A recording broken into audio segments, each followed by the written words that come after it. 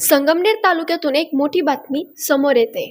वडगाव पाणी येथील दत्तधाम सरकार येथे महावितरणाच्या भरारी पथकाने धडक कारवाई करत मोठ्या प्रमाणात वीज चोरी उघडकीस आणली आहे। या कारवाईत धक्कादायक बाब समोर आली आहे। अधिकृत वीज मीटर असतानाही त्या मीटरला थेट बायपास करून सुमारे 7 किलोवॅट वीज चोरी केली जात असल्याचे उघड झाले आहे।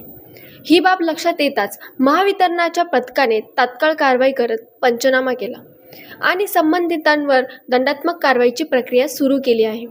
संगमनेर महावितरण विभागाचे कार्यकारी अभियंता प्रदीप वट्टमवार यांनी माहिती देताना सांगितले की या ठिकाणी काल आमच्या भरारी पथकाने वीज चोरी पकडलेली आहे।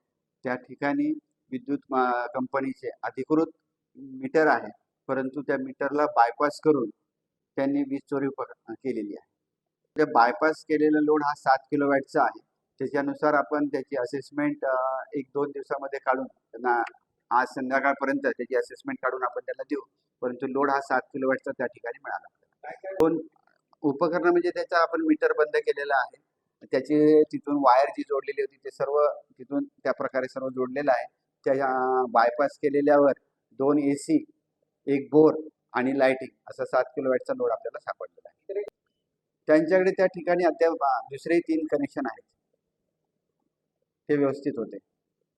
त्यांना आपण बिल देणार, बिल दिल्यानंतर त्याच्यात आपण त्यांना 7 दिवसाची मुदत देणार आहे आणि ती नाही भरली तर त्याच्यावर आपण FIR नोंदवतो।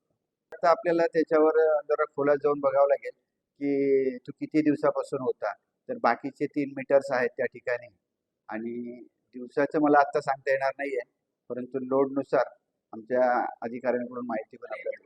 दरम्यान वीज चोरीसारख्या गंभीर प्रकारावर महावितरणची ही कारवाई किती परिणामकारक ठरणार आणि पुढे आणखी कुठे अशा कारवाया होणार याकडे सर्वांचे लक्ष लागले आहे। सचिन जंत्रे, प्रहार न्यूज लाईन, संगमनेर।